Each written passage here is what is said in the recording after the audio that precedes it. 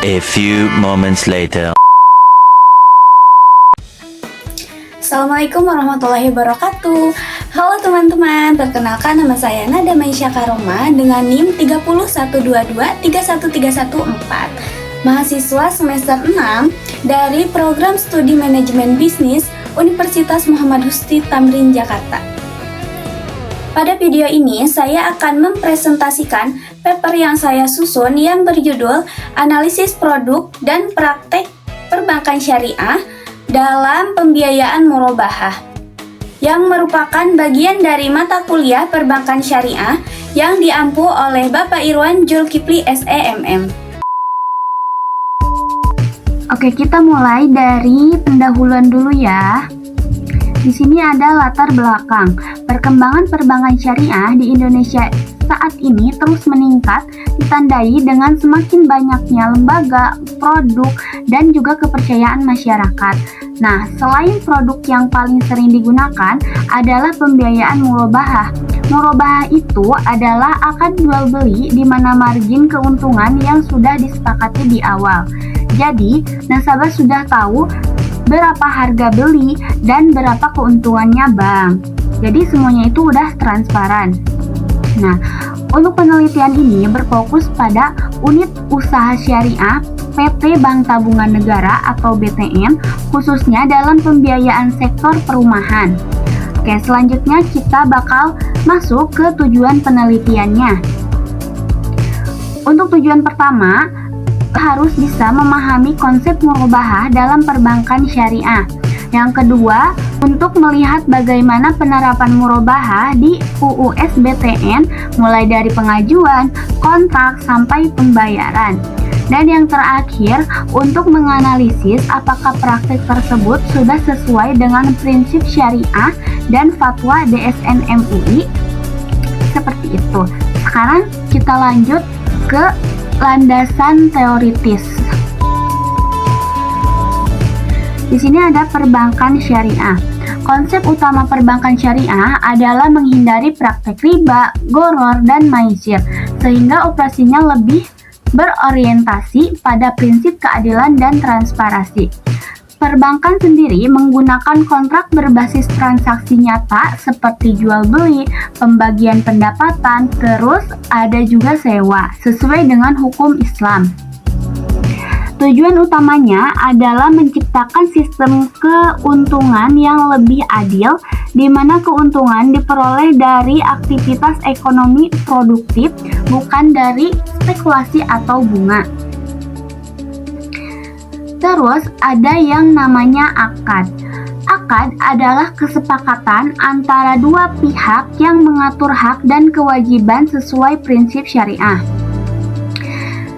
Beberapa akad yang sering digunakan yaitu mudharabah, musyarakah, murabahah, dan ijarah. Kita bakalan fokus ke murabahah. Apa itu murabahah? Murabahah itu jual beli barang dengan tambahan margin keuntungan. Yang pentingnya di sini adalah harga pokok harus jelas, margin juga harus disepakati di awal. Terus, dalam murabahah ada beberapa unsur penting, yaitu penjual, pembeli, barang, dan juga akad. Dan biasanya pembayarannya bisa dicicil dengan margin yang tetap. Makanya, murabahah ini jadi salah satu produk yang paling mudah dipahami dan populer. Kita masuk ke pembahasan. Ada gambaran umum unit usaha syariah PT Bank Tabungan Negara Persero Tbk. UUS BTN punya peran penting dalam pembiayaan perumahan berbasis syariah. Produk yang ditawarkan misalnya KPR syariah dan ada juga pembiayaan multiguna.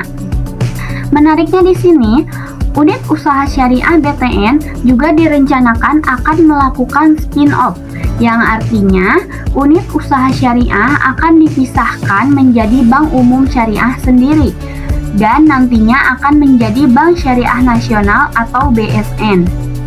Tujuannya adalah untuk meningkatkan efisiensi, memperkuat daya saing, dan memperbesar industri perbankan syariah. Nah, sekarang kita lanjut lihat proses murabahah di Bank Tabungan Negara. Yang pertama, nasabah harus melakukan pengajuan pembiayaan. Yang kedua, bank melakukan analisis kelayakan nasabah. Dan yang ketiga, dilakukan akad atau kontrak sesuai syariah. Dan yang terakhir itu ada nasabah melakukan pembayaran cicilan tetap. Yang penting, proses ini dibuat sederhana, transparan, dan mudah dipahami. Dari sisi kepatuhan syariah, semua transaksi murabahah di Bank Tabungan Negara sudah memenuhi prinsip transparasi. Jadi tidak ada riba, tidak ada goror atau ketidakjelasan dalam transaksi. Jadi semua unsur seperti penjual, pembeli, barang, dan akad sudah terpenuhi sesuai aturan Islam. Selanjutnya kita bahas risikonya. Nah, risikonya di sini yang pertama adalah nasabah tidak mampu membayar cicilan. Nah, untuk mengatasinya sendiri, bank melakukan analisis kelayakan yang ketat. Untuk risiko yang kedua, nilai barang bisa menurun. Solusinya bagaimana? Solusinya dilakukan evaluasi agunan dan pemantauan aset. Dan yang ketiga, ada resiko internal bank seperti kesalahan data atau keterlambatan. Maka dari itu, bank memperkuat sistem pengendalian internal. Dan yang terakhir, kita masuk ke kesimpulan.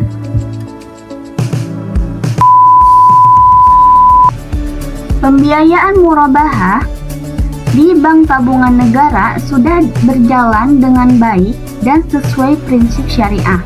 Produk ini juga memberikan kemudahan khususnya dalam pembiayaan perumahan. Selain itu, rencana spin-off menjadi Bank Syariah Nasional merupakan langkah strategis untuk memperkuat industri perbankan syariah di Indonesia.